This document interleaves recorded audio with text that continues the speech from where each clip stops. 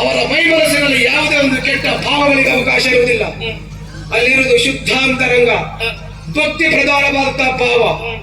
ಹೇಳಿದ ವಂಶಿ, ನಿನ್ನನ್ನು ನಾನು ಪ್ರೀತಿಸ್ತೇನೆ, ಪ್ರೇಮಿಸ್ತೇನೆ, ಮದುವೆಯಾಗ್ತೀನಿ ಕೇಳಿದೆಯಲ್ಲ, ನೋಡೋಣ ನಿನ್ನ ನಿಜವಾದಂತಹ ಪ್ರೇಮ ಇಲ್ಲಿ ಅನಾವರಣ ಆಗಲೇಬೇಕು. ವಂಶಿಯ ಕುರಿತಾದಂತಹ ಪ್ರೀತಿ ಪ್ರೇಮವೆಂಬುದು ನಿನ್ನ ಮೈ ಮನಸ್ಸಲ್ಲಿ ಹಾಸು ಹೊತ್ತಾಗಿದ್ದು ಹೌದಂತಾದ್ರೆ ಈಗ ತಾನೇ ದೇವರ ಕಡೆಯಿಂದ ತಂದಂತಹ ದೀಪವನ್ನು ಮುಟ್ಟಿ ವಂಶಿ, ಕಾಯೇನ ವಾಚ ಮನಸ್ಸ, ದೇಹ ಮನಸ್ಸು ಮಾತು ತ್ರಿಕರಣ ಶುದ್ಧತೆಯಿಂದ ನಾನಿನ್ನ ಆರಾಧಿಸ್ತಾ ಇದ್ದೇನೆ. ದೇವರ ಕೋಣೆಯಲ್ಲಿರುವಂತೆ ಈ ಜ್ಯೋತಿಯನ್ನು ಮುಟ್ಟಿದ್ರೆ ನಮ್ಮ ಪ್ರೇಮ ಜ್ಯೋತಿ ಬೆಳಗುತ್ತದಂತಾದ್ರೆ ನನ್ನ ಮಾತುಗಳನ್ನು ಕೇಳು ವಂಶಿ.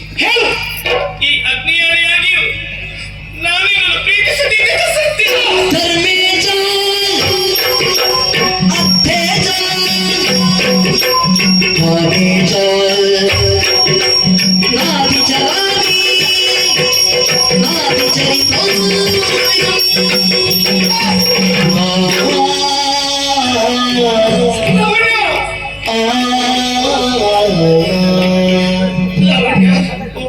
ಯಾವುದೋ ಒಂದು ಹೆಣ್ಣಿನಿಂದ ನನಗೆ ಮೋಸವಾಗಿದೆ ಎನ್ನುವ ಕಾರಣಕ್ಕೆ ನಿನ್ನನ್ನು ನಾನು ಅನುಮಾನದ ಕಣ್ಣಿನಿಂದ ಕಂಡಿನಲ್ಲೇ ನಾ ಮಾಡಿದಂತ ಪರೀಕ್ಷೆಯಿಂದ ನಿನ್ನ ಕೈ ಮುರಿದು ಬೆಂದು ಹೋಗಿದೆ. ದಯವಿಟ್ಟು ನನ್ನನ್ನು ಕ್ಷಮಿಸು ಲಾವಣ್ಯ.